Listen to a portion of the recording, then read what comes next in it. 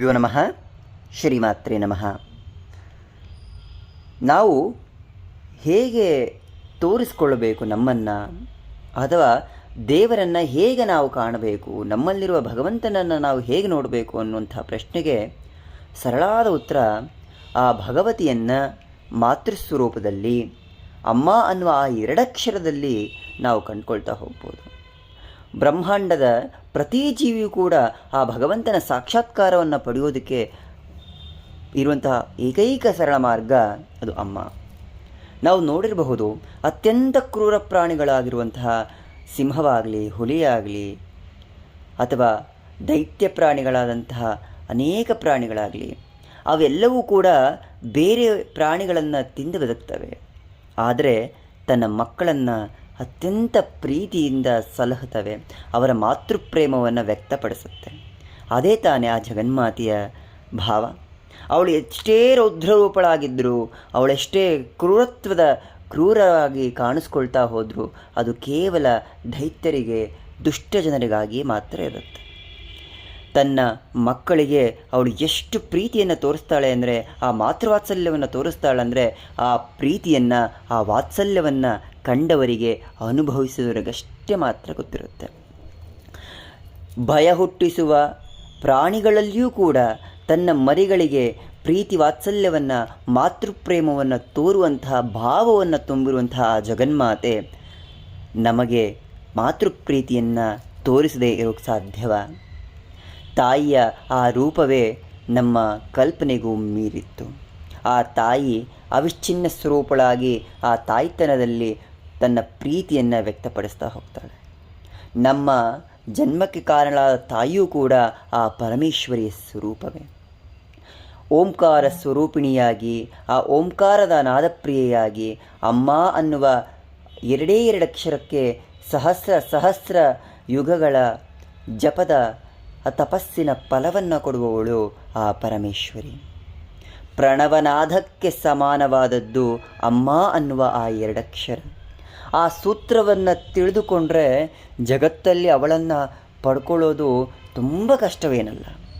ಆ ಎರಡೇ ಎರಡಕ್ಷರ, ಅಮ್ಮ ಅನ್ನುವ ಆ ಎರಡಕ್ಷರದ ಸರಳ ಸೂತ್ರದಿಂದ ಸೂಕ್ಷ್ಮಾತಿ ಸೂಕ್ಷ್ಮಳಾಗಿರುವಂತಹ ಆ ಜಗನ್ಮಾತೆಯ ಪ್ರೀತಿಯನ್ನು ಪಡ್ಕೊಳ್ಬಹುದು.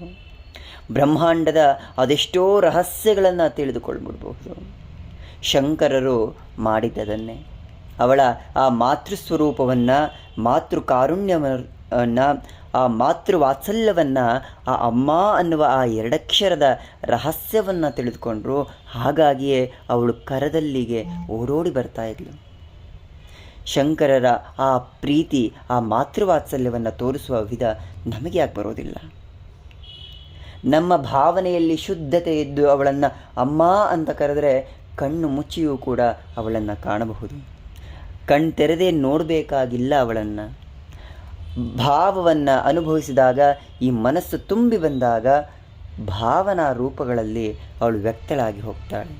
ಆ ಜಗನ್ಮಾತೆ ಸ್ವತಃ ಜಗದೀಶ್ವರಿಯಾಗಿ, ಸರ್ವೇಶ್ವರಿಯಾಗಿ, ಇಡೀ ಜಗತ್ತನ್ನು ಪರಿಪಾಲನೆ ಮಾಡುವಂತಹ ಮಹಾಶಕ್ತಿಯಾಗಿದ್ದರೂ ತಾನು ಎಲ್ಲ ಮಕ್ಕಳನ್ನು ಕೂಡ ಸಮಾನವಾಗಿ ನೋಡುವಂತಹ ತ್ರಿಪುರ ಸುಂದರಿಯವಳು, ಮಹಾ ಅಂಬಿಕೆಯವಳು. ಕೆಟ್ಟ ಮಕ್ಕಳಿರಬಹುದು, ಆದರೆ ಕೆಟ್ಟ ತಾಯಿ ಇರೋದಕ್ಕೆ ಸಾಧ್ಯವೇ ಇಲ್ಲ. ತಾಯಿಗಿಂತ ಮಿಗಿಲಾದ ದೇವರಾರೂ ಇಲ್ಲ.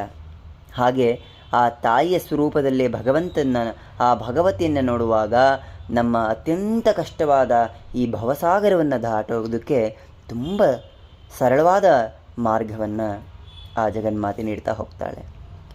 ತಾಯಿ ಅಂದರೆ ಸಾಕ್ಷಾತ್ ಪ್ರಕೃತಿ, ಇಡೀ ಬ್ರಹ್ಮಾಂಡ, ಆ ಚೇತನ ಶಕ್ತಿ. ಆ ಮಾತೃಶಕ್ತಿಯನ್ನು ತಿಳಿದುಕೊಂಡಾಗ ಮಾತ್ರ ಆ ಮಾತೃಶಕ್ತಿಯ ಪ್ರಭಾವ ಎಂಥದ್ದು ಅನ್ನೋದು ಗೊತ್ತಾಗುತ್ತೆ. ತಾರಕ ಮಂತ್ರವೂ ಕೂಡ ಅದರ ಮುಂದೆ ಏನೂ ಅಲ್ಲ. ಮಾತೃದೇವೋ ಭವ ಅನ್ನುವ ಆ ಪ್ರಥಮ ಪಾಠವೇ ನಮಗೆ ಮಾರ್ಗದರ್ಶನ. ತಾಯಿ ತನ್ನ ಕಂದನನ್ನು ಅತ್ಯಂತ ಬಾಂಧವ್ಯದಿಂದ, ಪ್ರೀತಿಯಿಂದ ಆ ಮಗುವನ್ನು ಹೇಗೆ ನೋಡ್ಕೊಳ್ತಾಳಂದರೆ, ತನಗೆ ನೋವಾದರೂ ಕೂಡ ಸಹಿಸಿಯಾಳು, ಮಗುವಿಗೆ ನೋವಾದರೆ ಸಹಿಸಿಯಾಳು. ಆ ಪರಮೇಶ್ವರಿ ಹೇಗೆ ಸಹಿಸಿಯಾಳು ನಮ್ಮ ದುಃಖಗಳನ್ನು, ನಮ್ಮ ನೋವುಗಳನ್ನು. ಅವಳಿಗೆ ಆ ದುಃಖಗಳನ್ನು, ಆ ನೋವನ್ನು ಹೇಳಿಕೊಳ್ಳುವಂತಹ ಪ್ರಮೇಯವನ್ನು, ವಿಧಾನವನ್ನು ನಾವು ತಿಳಿದುಕೊಳ್ತಾ ಹೋಗಬೇಕು. ಅದ್ಭುತವಾದ ಮಹಿಮೆಗಳನ್ನು, ಅವಳ ಗುಣವನ್ನು ತಿಳಿಬೇಕು ಅಂದರೆ ಅಮ್ಮ ಅನ್ನುವ ಆ ಎರಡಕ್ಷರದಿಂದ ಅವಳನ್ನು ಕರೆದಾಗ ಅಮೃತಧಾರಿಯನ್ನೇ ಸುರಿಸ್ತಾಳೆ ನಮ್ಮ ಮೇಲೆ. ಅವಳಷ್ಟು ಕರುಣಾಮೂರ್ತಿ ಯಾರೂ ಇಲ್ಲ, ಅವಳಷ್ಟು ಪಾಪನಾಶಿನಿ ಯಾರೂ ಇಲ್ಲ, ನನ್ನಷ್ಟು ಪಾಪಿ ಯಾರೂ ಇಲ್ಲ, ಅಜ್ಞಾನಿ ಯಾರೂ ಇಲ್ಲ. ಯಾಕಂದರೆ ಅವಳ ಕರುಣೆಯನ್ನು ಕೂಡ ಅರ್ಥ ಮಾಡಿಕೊಳ್ಳೋದಕ್ಕೆ ಕಷ್ಟಪಡುವಂತಹ ಮೂರ್ಖ ನಾನಾಗ್ಬಿಟ್ಟಿದ್ದೇನೆ. ಈ ಶರೀರದಕ್ಕೆ ಇರುವಂಥ ತಂದೆ ತಾಯಿಗಳಾಗಲಿ, ಬಂಧು ಬಳಗವಾಗಲಿ, ಆಪ್ತವರ್ಗದವರಾಗಲಿ, ಹಿತೈಷಿಗಳಾಗಲಿ ಯಾರೂ ಕೂಡ ಎಷ್ಟು ದಿನ ಇರಲಿಕ್ಕೆ ಸಾಧ್ಯ? ತಂದೆ ತಾಯಿಯರು ನಮ್ಮ ಅಥವಾ ಅವರ ಆಯುಷ್ಯದ ಇರುವವರೆಗೂ ಯಾರು? ಪತ್ನಿ ಮಕ್ಕಳು ಈ ಶರೀರದಲ್ಲಿ ಆತ್ಮ ಇರುವವರೆಗೂ ಇದ್ದಾರು. ಅದಾದ ನಂತರ ಕೊನೆಗೆಲ್ಲರೂ ಹೋಗಿ ಸೇರಬೇಕಾದದ್ದು ಆ ಜಗನ್ಮಾತೆಯ ಮಡಿಲನ್ನೇ. ದರ್ಪದಿಂದ ಮೆರೀತೀವಿ, ಅಹಂಕಾರವನ್ನು ತೋರಿಸ್ತಾ ಹೋಗ್ತೀವಿ. ನಾನು ನನ್ನದು ಅನ್ನುವ ಅಹಂಭಾವದಲ್ಲಿ, ದೊಡ್ಡತನದಲ್ಲಿ ಅನೇಕ ತಪ್ಪುಗಳನ್ನು ಮಾಡ್ತಾ ಹೋಗ್ತೇವೆ. ಅಧಿಕಾರಕ್ಕಾಗಿ, ಅಂತಸ್ತಿಗಾಗಿ ಮುಗಿಬೀಳ್ತೇವೆ. ಬೆಳಗ್ಗೆ ಇದ್ದವರು ಸಂಜೆ ಇರೋದಿಲ್ಲ ಅನ್ನುವ ಸತ್ಯವನ್ನು ತಿಳಿದುಕೊಳ್ಳೋದೇ ಇಲ್ಲ. ಶಾಶ್ವತ ಸತ್ಯಳಾಗಿರುವವಳು ಆ ಜಗನ್ಮಾತೆಯೊಬ್ಬಳೇ ಅನ್ನುವ ಭಾವ ನಮ್ಮಲ್ಲಿ ಎಂದೂ ಕೂಡ ಬರೋದೇ ಇಲ್ಲ. ಹುಟ್ಟು ಸಾವುಗಳ ನಡುವೆ ಹೇಗೆ ಸಿಕ್ಕಾಕೊಂಡಿದ್ದೀವಿ ಅಂದರೆ ಪುನರಪಿ ಜನನಂ ಪುನರಪಿ ಮರಣಂ ಪುನರಪಿ ಜನನಿ ಜಠರೇ ಶಯನಂ. ಈ ಸರ್ಕಲ್ ಒಳಗೆ ಸಿಕ್ಕಾಕೊಂಡು ಅವಳ ಮಹಾಮಾಯೆಯಲ್ಲಿ ಒದ್ದಾಡ್ತಿರ್ತೇವೆ. ದುರಾಸೆ, ಎಷ್ಟು ದುರಾಸೆ ಅಂದರೆ ನನಗೂ ಇರಲಿ, ನನ್ನ ಮಕ್ಕಳಿಗೂ ಇರಲಿ, ಅವರ ಮಕ್ಕಳಿಗೂ ಇರಲಿ, ಅವರ ಮಕ್ಕಳಿಗೂ ಇರಲಿ ಅನ್ನೋ ದುರಾಸೆ. ಒಂದು ಕ್ಷಣ ಯೋಚನೆ ಮಾಡಲಿಲ್ಲ ನಾವು. ನಾನು ದುಡಿದದ್ದು, ನಾನು ಸಂಪಾದಿಸಿದ್ದು ನನ್ನ ಮಕ್ಕಳಿಗೆ ಅಂತ ಅನ್ಕೊತಾ ಇದ್ದೀನಿ. ಆ ಮಕ್ಕಳು ನನ್ನಿಂದ ದೂರವಾಗಿ ಹೋದರೆ ನಾನು ಸಂಪಾದಿಸಿದ್ದೆಲ್ಲ ಏನಕ್ಕೆ? ಬದುಕಲ್ಲಿ ಎಲ್ಲವೂ ಸಿಗೋಕ್ಕೆ ಸಾಧ್ಯವೇ ಇಲ್ಲ. ಯಾಕಂದರೆ ಬದುಕಿನ ಅನೇಕ ತೆರನಾದ ಏಳು ಬೀಳುಗಳು ಇದ್ದೇ ಇರುತ್ತೆ. ಆದರೆ ಶಾಶ್ವತವಾಗಿ ನಮ್ಮೊಟ್ಟಿಗೆ ನಿಲ್ಲೋದು ಆ ಜಗನ್ಮಾತೆಯ ಕರುಣೆ, ಆ ಜಗನ್ಮಾತೆಯ ಶಕ್ತಿಯ ಅಥವಾ ಆ ಜಗನ್ಮಾತೆಯ ಮಾತೃವಾತ್ಸಲ್ಯ. ಹೇಗೆ ನಾವು ಈ ಜಂಜಾಟಗಳಿಂದ ದೂರವಾಗಬೇಕು? ಅವಳನ್ನು ಹೇಗೆ ನಾವು ಪ್ರಾರ್ಥಿಸಬೇಕು? ನನಗೆ ಧ್ಯಾನ ಮಾಡೋದು ಗೊತ್ತಿಲ್ಲಮ್ಮ, ದಾನ ಮಾಡೋದು ಗೊತ್ತಿಲ್ಲಮ್ಮ, ತಂತ್ರವಿದ್ಯೆ ಗೊತ್ತಿಲ್ಲ, ನಿನ್ನ ಸ್ತೋತ್ರ ಪಾರಾಯಣ ಗೊತ್ತಿಲ್ಲ, ನಿನ್ನ ಪೂಜೆ ಗೊತ್ತಿಲ್ಲ, ನಿನ್ನ ನ್ಯಾಸಗಳು ಗೊತ್ತಿಲ್ಲ, ನಿನ್ನನ್ನು ಹೇಗೆ ಆವಾಹನೆ ಮಾಡಬೇಕು ಗೊತ್ತಿಲ್ಲ, ಹೇಗೆ ವಿಸರ್ಜನೆ ಮಾಡಬೇಕು ಗೊತ್ತಿಲ್ಲ, ನಾನು ಒಮ್ಮೆಯೂ ಕೂಡ ನಿನ್ನ ನಾಮಸ್ಮರಣೆ ಮಾಡಿಲ್ಲ, ಪುಣ್ಯದ ಫಲವನ್ನು ಗಳಿಸಿಲ್ಲ, ಒಮ್ಮೆಯೂ ಕೂಡ ನಿನ್ನ ವ್ರತಗಾದಿಗಳನ್ನು ಮಾಡಿಲ್ಲ, ನಿನ್ನ ಸ್ತೋತ್ರವನ್ನು ಪಾರಾಯಣ ಮಾಡಿಲ್ಲ, ಯಾವ ತೀರ್ಥಕ್ಷೇತ್ರಗಳಿಗೂ ನಾನು ದರ್ಶನವನ್ನು ಮಾಡಿಲ್ಲ. ಏನು ಮಾಡಲಿ ತಾಯಿ? ನನಗೆ ತಿಳಿದಿರುವುದು ಒಂದೇ, ನಿನ್ನ ಅಮ್ಮ ಅಂದು ನಿನ್ನ ಪಾದದ ಅಡಿಯಲ್ಲಿ ಕೂತ್ಕೊಳ್ಳೋದು. ನೀನೇ ಗತಿ, ನೀನೇ ಗತಿ, ನೀನೇ ಎಲ್ಲವೂ, ನೀನೇ ಅನ್ನುವ ಆ ಮಾತುಗಳು. ಅಮ್ಮ ಅನ್ನುವ ಆ ಪುಣ್ಯದ ಪದ ನಮ್ಮ ಯಶಸ್ಸಿಗೆ ಕಾರಣವಾಗುತ್ತೆ. ನಮ್ಮ ಅನೇಕ ಜನ್ಮಗಳ ಪಾಪವನ್ನು ಕಳೆದು ಹಾಕುತ್ತೆ. ನನ್ನಷ್ಟು ಪಾಪಿ ಯಾರೂ ಇಲ್ಲ, ಹಾಗೆ ಅವಳಷ್ಟು ಪಾಪನಾಶ ಮಾಡುವವಳು ಯಾರೂ ಇಲ್ಲ. ಯಾಕಂದರೆ ಅವಳು ಪಾಪನಾಶಿನಿ. ಅವಳಿಗೆ ಪಾಪವೂ ಗೊತ್ತಿಲ್ಲ, ಪುಣ್ಯವೂ ಗೊತ್ತಿಲ್ಲ. ಯದ್ಭಾವಂ ತದ್ಭವತಿ. ಸಮಾಧಿ ಸ್ಥಿತಿಗೆ ಹೋಗಿ ಕೂತಾಗಲೆಲ್ಲವೂ ಕೂಡ ಅನಿಸುವುದೊಂದೇ, ಯಾಕೆ ಈ ಶರೀರದ ಒದ್ದಾಟ? ಒಮ್ಮೆ ಅವಳ ದರ್ಶನ ಮಾಡಿ ಆಯಿತು, ಅವಳ ಪಾದಸ್ಪರ್ಶ ಮಾಡಿ ಆಯಿತು, ಇನ್ಯಾಕೆ ಈ ಬದುಕು? ಆಗ ತಿಳಿಯೋದು ಒಂದು, ಆ ಮಾತೃಸ್ವರೂಪ ಹೇಗೆ ಅಂದರೆ ನಾನಿರುವವರೆಗೂ ನೀನಿರಲೇಬೇಕನ್ನುವ ಭಾವ. ಯಾಕಂದರೆ ಆ ಮಾತೃಪ್ರೇಮ ಅಂಥದ್ದು. ಆಧ್ಯಾತ್ಮಿಕವಾಗಿ ನಾವು ಏನನ್ನೇ ತಿಳಿದುಕೊಂಡರೂ ಕೂಡ ಅದು ಕಡಿಮೆ. ಯಾಕಂದರೆ ಸಾಗರದ ಆಳವನ್ನು ಅಳೆದರೂ ಕೂಡ ಅವಳ ಮಾತೃಪ್ರೇಮವನ್ನು ಅಳೆಯೋದಕ್ಕೆ ಸಾಧ್ಯವೇ ಇಲ್ಲ. ಆ ಜಗನ್ಮಾತೆಯ ಮಾತೃಪ್ರೇಮವೇ ಅಂಥದ್ದು.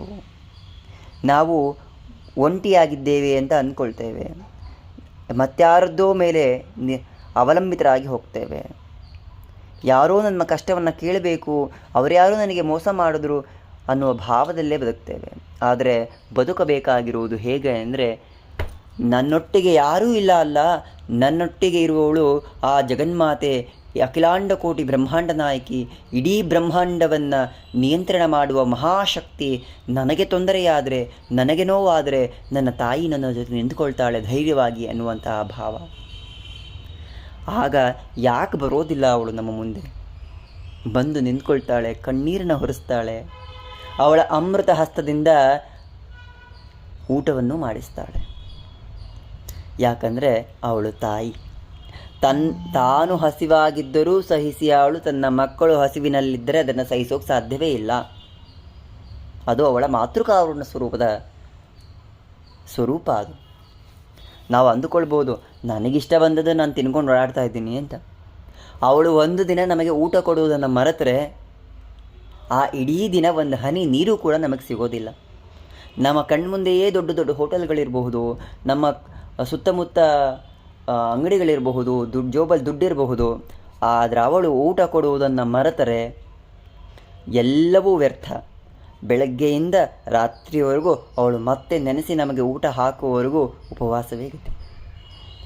ಅಹಂಕಾರವನ್ನು ಬಿಟ್ಟು ಒಮ್ಮೆ ಅವಳನ್ನು ಅಮ್ಮ ಅಂತ ಕರೆದ್ರೆ ಓಡಿ ಬರ್ತಾಳೆ. ಅದೇ ಸತ್ಯ, ಅದೇ ಪರಮ ಸತ್ಯ. ಶ್ರೀಮಾತ್ರೇ ನಮಃ.